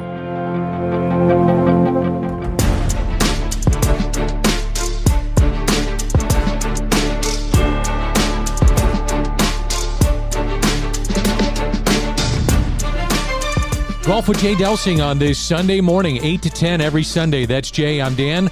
We're coming to you from the CarShield studios, and we're presented by Darty Business Solutions. All right, my man over there comes up with some fun ideas, and we were talking during the commercial break. D, what do you think about this? I said, hold on. Let's just bring it up on the air, and I'll throw it at you now. All right. He said, this made me crack up. He says, would you rather play with somebody that you really liked, a good friend, but they're slow as hell when they're on the golf course? Or would you rather play with a guy that's a complete jerk? You can't stand being around him, but the other side of this, he plays really fast. You're done in 3.5 hours as opposed to 4.5 hour round. Who would you rather play with? So I'll give you my answer. Yeah. And I'm curious. I am going to be very curious about your answer. I see both sides of it. Yeah. Plus, by the way, it needs to be mentioned, you're a fast player. I'm a fast player, fast player. But I fall into the not very good part. No, so you have your moments when it kind of falls off the rail, but you're a fast player. All right, I think I'd like the slow player that with the person I liked. Yeah. It makes me feel more comfortable. Yeah. Because I know I'm gonna hit really bad shots. Yeah. So I feel like, okay, I'm all right. Yeah. This person's hitting bad shots. I hit a bunch of bad shots. Yeah. We're having a good time. Yeah. It's all good. Now, if you play with a PGA Tour player that played 30 years on tour and still is shooting 65 like you, and you're playing with somebody that's really slow at times like me because I'm putting it in the trees and everywhere else, that cannot be fun for you. You're not slow, though. The bad golf happens. We both hit it in the trees. I hit it in the trees all the time. I would much rather play with that jerk that plays fast. I can't believe you'd say that. I know. I would. Slow play is, I know this for a fact that I have friends that I grew up with in college that I play on tour with. And that if you going to name names? Don't do it. Okay, so, but he would absolutely, if he and I are in the last group and he knew he could get me off my game by playing uberly slow, he would do it. The gamesmanship. He would do it. So were there guys that when you were competing at the highest level and you are a really fast player, and I've told you and watching you and following you multiple rounds at the Ascension, I'm like, Jay, and we have played so much golf together. Yeah. And I specifically remember a par 3 at Ascension. You stood there for a good 15 to 20 minutes to hit your tee shot. Yeah. And I'm thinking, this has got to be driving him insane because some of the guys you play with are slow. Really slow, yep. And so I'm just thinking to myself, he's got to be going nuts with this. However, he did it for 30 years playing with guys that are fast, guys that are slow, whatever. Yeah. Okay, so the question is, guys knew you loved to play fast. Yeah. So would certain guys say, like in baseball, you'll see somebody step out of the box, I got something in my eye. They don't. Just my batting gloves, whatever. Yeah. In golf, would a guy say, I got to tie my shoe. I'm going to walk around this putt one more time. I'm not quite sure. I'm a step away from the ball. Definitely. And they knew that it wasn't for them. It was more to get to you. Right. So part of that gamesmanship does happen in the game of golf. Oh, hell yeah. Yeah. All the time. Any way you can get an edge or an advantage, that's fine. One of the things about playing the tour, though, D, is that you've got to prepare for that because you know that's going to happen, and that you can't let that get you off your game. So there is a cadence that just happens when you play with folks. After you play, and you may or may not even be aware of it, but let's say you go out and play, and you and Avery or you and your son Luke are going to go play, and you just meet up 2 other people. And about after 3 holes, you understand what this day is going to be like because it's like this cadence that happens within the group. And so everybody adapts. But what happens on tour is that you need to have stricter regulations because you can't let somebody take 2 minutes to hit some shot that they want, because every once in a while you're going to need a few seconds of extra time. But you have got to fall inside these parameters that keep this game moving, because golf over 4 hours sucks. It just sucks. It's no good for anybody. It's no good for our fans. It's no good for our sponsors. It's no good for TV. It just lessens the product. That's all there is to it. Are you seeing it more at the college game now? Because now I'm watching a lot of the college stuff. And No doubt. I was watching the other day. Jay, I couldn't believe it. It was the boys, the men, and they're playing, and obviously these are high-level guys. Yeah. They're going to be on the PGA Tour, some of these guys. Yep. I couldn't give you their names, but you just watch. They're really good players. Yeah. And I'm sitting there watching, and one of the young men was putting, and it took probably 2 minutes to line up the putt, then doing, where he's kind of standing back and forth to get the weight, how the weight transfers on the body, and then went behind. Aim, point, all of that other jazz. Yep. And I just couldn't believe it. And I'm thinking, everything's copycat league. Yep. And in golf, what are you going to do? You're going to copycat those that you're watching on tour. And if they say and see, well, this is okay for this guy to do it. He's one of the top players in the world. Must be okay for me to do it. We're starting to see it even at that level, and it's just not. That's not good for the game. It's bad. It's bad for the game. It's bad for the game. It needs to be nipped in the bud somehow or another, and they should start in college. And I mean, and the answer is, Danny, in college you don't fine the kids. You just give them 2 strokes. You know what? And that's what you do. And in the pro game, that's what you do as well. And you don't get all these second and third and fourth chances. Here's your deal. One extenuating circumstance around, okay, because the golf ball, as you know, goes in some weird spots. Sometimes it just takes a full minute to clear your path. I mean, it's just the way it happens. But forget it. Let's go. The normal pace of play needs to be picked up, man. It just needs to get better. How do you teach putting? Because I know you're a guy that will work on your alignment, your cadence, your routine, and it's a rhythm to it. There is a rhythm into putting, not just bringing the club back and hitting the ball, but everything that goes into it. Yeah, there is. So that's a good point, Danny. So there's fundamentals in putting that need to be adhered to. First of all, you really need to know where you're aiming. I mean, I know that sounds ridiculous, but it's not. You need to be able to identify where the left edge and the right edge of the hole is, meaning, and here's what gets hard about putting. And this is hard to translate through the radio, but I'm going to give it a whirl.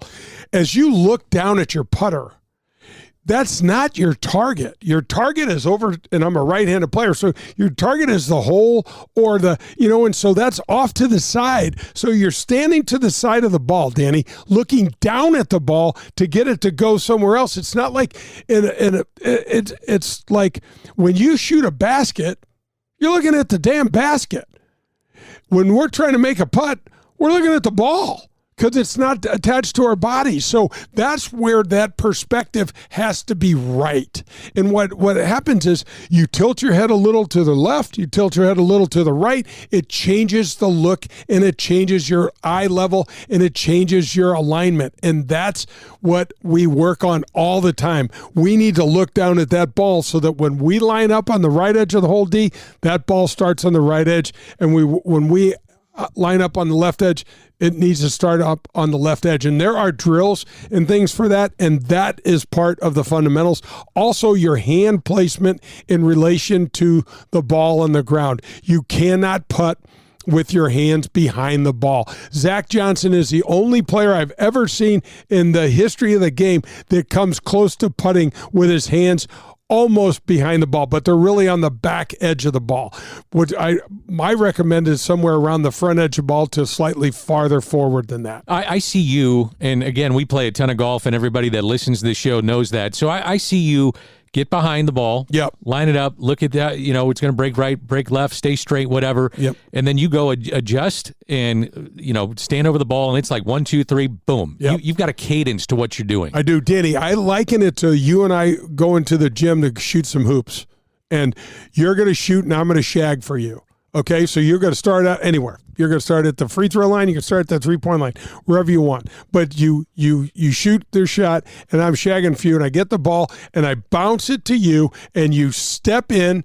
It's a bounce pass. You step in, and you shoot, and there's a flow to that. Okay, it's not dissimilar, D, to a shortstop fielding a ball cleanly, and he's got this little rhythm. Some guys take a half step. Nolan Arenado likes to nearly be on the run. He likes to be on the move when he throws.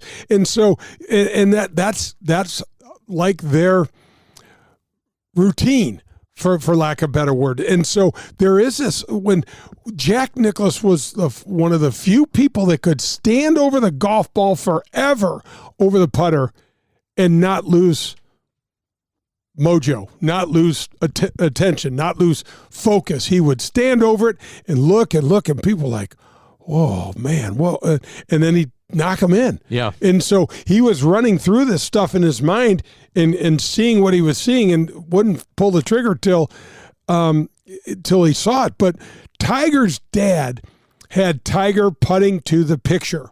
Where is it in your head? Putt to the picture that you see in your head. This is going to be on the right edge. This ball's going to be big looping breaker from left to right.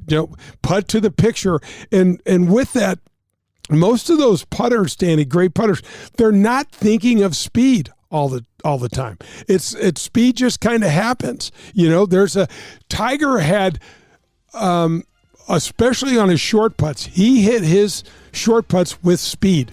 Now, Ben Crenshaw hit his short putts and hit all putts with no speed. They all died in the hole. Tiger hit his with speed. So on the rare occasion that Tiger would miss, he would knock it 3.5, 4 feet by all the time.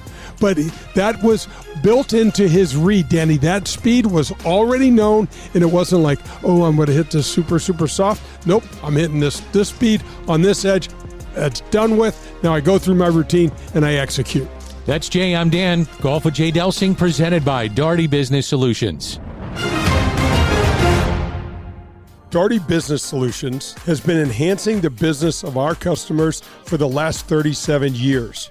How do we do it? Through our expertise in technology, better use of data and analytics, artificial intelligence, and machine learning. We roll up our sleeves and collaborate. We build applications and effectively communicate with our partner clients to bring their goals and objectives to the finish line. Our award-winning Access Point program is a community game changer.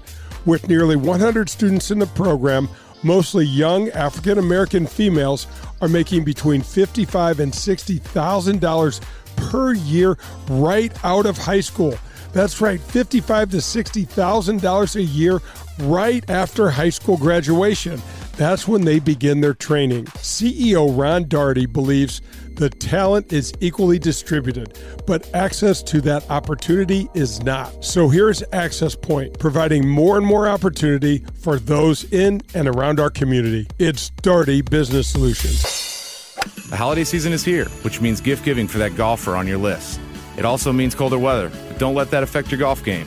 Family Golf and Learning Center is St. Louis's premier practice facility with indoor TrackMan simulators and heated driving range bays. Shop for that golfer in your family. Gift certificates, clubs, apparel, lesson packs, and more. Happy holidays from all of us at Family Golf and Learning Center, where we make St. Louis better at golf. Check us out at familygolfonline.com. That's familygolfonline.com. Do you remember the golden rule? I'm sure you do, but just in case, it goes like this. Treat people the way that you'd like to be treated. At People's National Bank, that one statement is the cornerstone of what this bank is all about. Locally owned, with 23 locations in Southern Illinois and the metropolitan St. Louis area, People's National Bank parlays a robust menu of commercial or personal banking services you could possibly need with a friendly yet hardworking Midwestern attitude. Maybe you just want to do business with a bank whose entire team lives in the same neighborhoods as we do. If you're like me and doing business with someone you trust is important to you, then People's National Bank is the bank for you. Jason Rantham, local president, is here for you to call, and he'll answer any questions you may have. His personal cell is 314-974-2243. You can also find us online at peoplesnationalbank.com. People's National Bank is here for all of your banking needs. Welcome to the Corn Dunes Golf Course. I would like to welcome you all to the Corn Dunes Qualifier. The winner of today's tournament will get an automatic bid in the big banana. There's the anglers. I'm from the great state of Oklahoma, oil man by trade, lover by persistence, and golfer by anointment. The metal irons.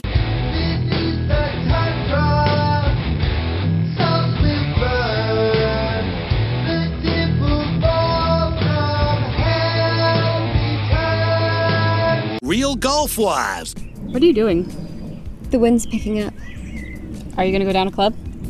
I don't know, but this breeze feels amazing on my Botox. Denzel Washington. We've all seen you putt.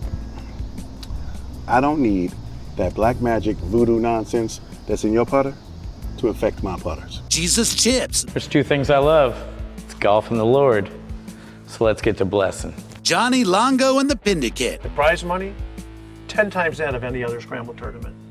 I mean, it's like the live tour of scramble tournaments. Scramble, the first golf comedy TV series ever. Now available on Amazon Prime Video.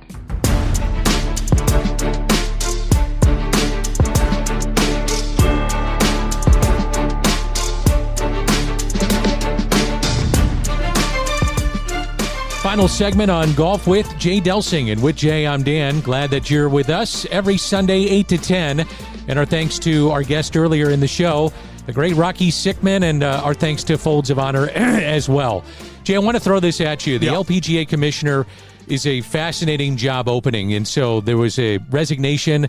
Nothing nefarious about it. Just the commissioner just said, I wanted more family time and wanted to be away from the sport. So it's well positioned because you have a great star in Nelly Korda. Absolutely. So you obviously can use that as the focal point of how you're going to grow the game. But they're experiencing serious growth right now. The future is really bright. And it's one of the news from and notes from this past week is the fact that the LPGA commissioner's spot is open. This is something that could be very important for the sport in terms of just growing it especially on the ladies' side. Oh, Danny, 100%. I mean, when you think about Nelly Korda, wow. I mean, I don't think the women's game has ever been in better shape ever. No. And you know what else is interesting, D? Think about this, bud, because you know how much we love sports. They're starting a women's professional hockey league. The women's soccer is growing like crazy. Look at what the what happened with the W in Caitlin Clark. I mean, man, how cool is that? So there was always, in the prior times, women's sports was just looked at so much differently, and it's really cool. You know, you've got 2 daughters, I've got 4 daughters, and they're all athletes. It's super cool to have this kind of coming uppance for them. But here's the bottom line: you need to have the audience, and I believe just going to say that TV and you got that's where you're going to grow it. You do. It's like you're not going to give these other athletes huge contracts if there's no viewership and if there's no interest. But what we're finding is that there is. And I mean, we've talked about this 100 times, Danny, but if you, from a men's amateur standpoint, if you want to get better at your game, understand the game better, and look to improve, the LPGA is where to go, not the PGA Tour. It's unattainable what the men are doing, but what the LPGA does, and their technique is so good. They're great swings to emulate over there for sure. But as you always tell me, not one swing fits all. No. But on the flip side, you watch the ladies' game, it does seem so smooth, so technical, and it just seems right. And you know the golf swing better than anybody, but it just seems right. It does, but there's different shapes and sizes for those women. You know, Nelly Korda's a tall, extremely fit young lady, but there's a few of the South Koreans that are, you know, a little short and stockier and a little rounder and you know, just the way people are built. You got short arms, you got long arms, you've got short legs, long legs, things like that. So there's a little bit for everybody. But Danny, this commissioner job is an interesting job because when you look and break down the LPGA Tour, it is a global product. And Danny, it's been a global product forever. These women played in, I don't know how many different countries, but they'll play in South America, they play in the Far East, they play in France, they'll play in China, they'll play in Japan. They're all over the place. I mean, the Evian, one of their majors, is in France. Right. And so this tour it's a lot to play that tour. It's also a lot, Danny, because when you play so many of events in foreign countries, you have currency issues, you have all sorts of other things to deal with, but most importantly, you have the language barrier.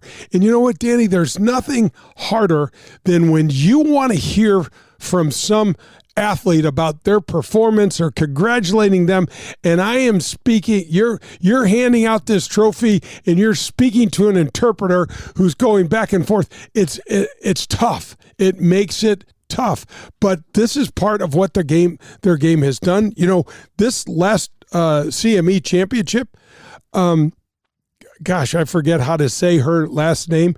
It's like Tahiti, but she won $4 million. $4 million. I mean, that's a hell of a lot of money to win in the Tour Championship. And hats off to CME. And you know what's interesting? Their CEO was pissed because you did not get to watch the Sunday's round live. You had to watch it taped, and he was ticked off, and he had some choice words for that whole situation. He was not happy. One of the things we were talking about during the break is the new tech that's coming out. It is amazing. Well, Christmas is around the corner, so you see all these different things are coming out. The season is around the corner, so you get a lot of these things that leak out, and if you follow golf like we do, they pop up on various articles and whatnot, but it is amazing, some of the new tech that's coming out. Yeah, Danny, they're using the AI-generated stuff to get even more precise and just add different features. I know that they're doing things with putters, and getting some of the precision. I got to tell you, one of the coolest things I did this year was switch to a mallet-headed putter. And I'm not saying that this mallet-head putter that I have has AI tech involved in it, but Danny, it's got the weird. You've been putting with a mallet for a while. Love it. There's something about the. Just wish I could putt a little better. Balance, me too. There's something about the balance of that thing. Yeah. When you get it swinging well and when it feels right, man, it is a great feeling. It almost, and on my short putts, it almost feels like this putter swings itself, and it's much, much easier. I'm putting with the Spider. And I've got basically Scotty Scheffler's mimicked, except I changed my neck just a little bit. But with all of the lines, I only had a real primitive line on my old blade putter that I used. And on my short putts, man, that thing is so much easier to line up. When you guys would go into a new season and Titleist was coming out with something new and Company X and Company Y and Company Z, did you go test a lot of that, or did you say, you know what, I'm really comfortable with what I'm playing with. I don't want to mess with it. I'm intrigued, but I don't want to mess with it and put it in my bag. Did you guys go through that? I spent probably 15 years of my life turning all that stuff down until the wooden-headed clubs became obsolete and all of these metal woods took off. I was like, holy cow, man, if I don't stay up on this, it's going to pass me by. So what's cool about the companies is as long as your rapport and relationship stayed strong with them, which I worked on, and so I had good relationships with these guys, they would send me stuff in the off season. So I wasn't looking at this first time, out at the Bob Hope, in Palm Springs, which is typically our first event every year, and going, what the hell is this thing? Right. I was looking at it. I could take it here. I could go to, I would always go to Southern California before the start of the year, before Christmas, and start prepping and just take the entire family out there. And so I would work on some of that stuff there. And then there were always contractual things, Danny, that was kind of exciting. But, man, my buddy Pearlie used to tell me all the time, remember, playing good golf is better than having a better contract. I'm like, yeah, I want both. And he's like, I know, but I want you to, I want you to remember that. And what was super cool, D, is like I was in the middle of watching all of the equipment raise its quality level. So when I was a kid, D, if you didn't play a Titleist ball, you were insane.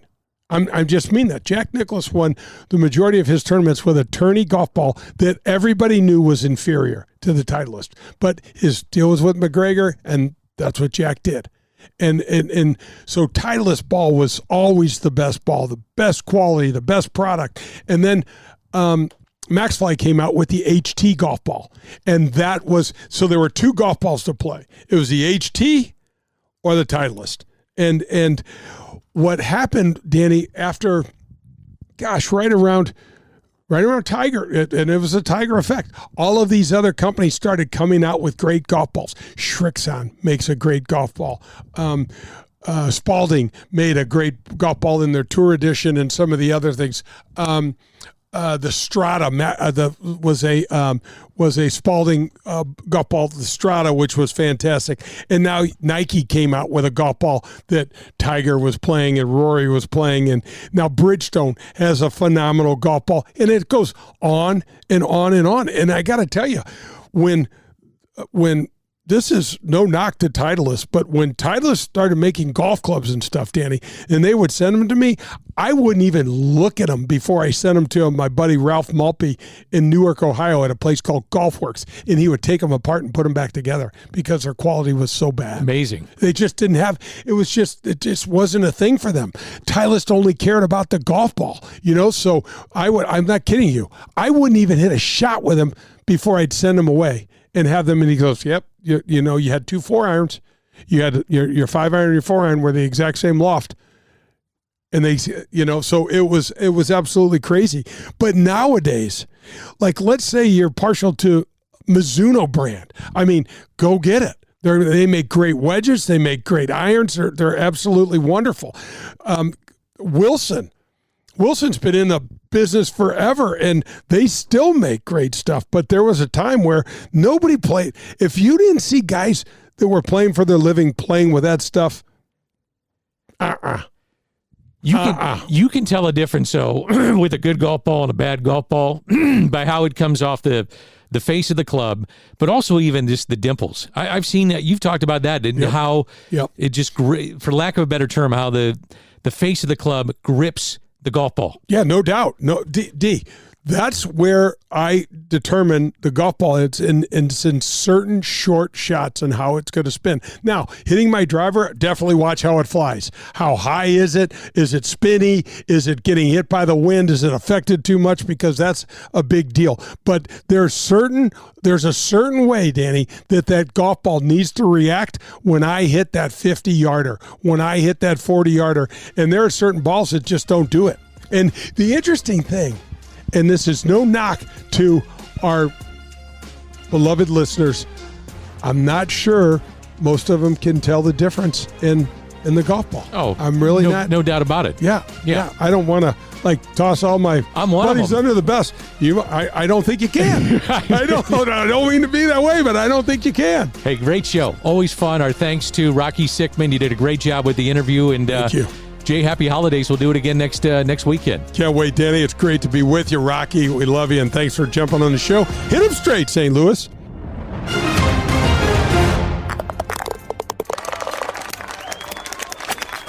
Have you noticed how expensive it is to attend or send your child to college? It's nearly impossible not to be blown away at the current cost. And oh yeah, we both know it's only going to cost more next year. Well, get ready for a game-changing solution for you, your child, and your entire family. Have you heard of the Evans Scholarship Program? This is a 120-year-old program that's been sending qualifying young men and women to college absolutely free. That's right, for no cost to you. In 2024 alone, 1,130 men and women are receiving this scholarship across 24 of the finest universities in our country. To date, over 12,000 men and women have graduated using the Evans Scholarship, with the average GPA being 3.3, and the graduating rate for these scholars is an impressive 95.6%. To qualify, you must have a strong caddy record, outstanding grades, excellent character, and a verified financial need. To find out more, visit WGAESF.org.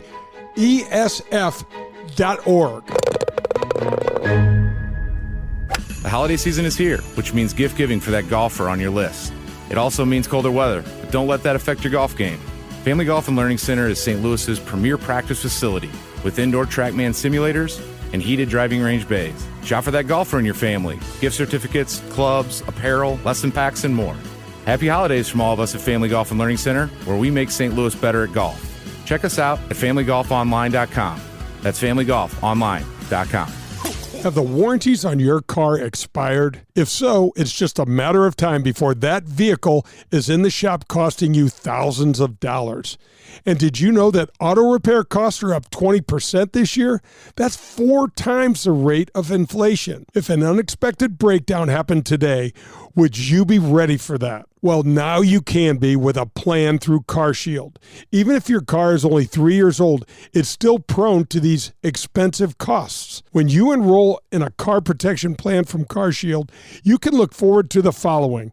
The price will never go up no matter how many claims you file or no matter how high the mileage on your car increases.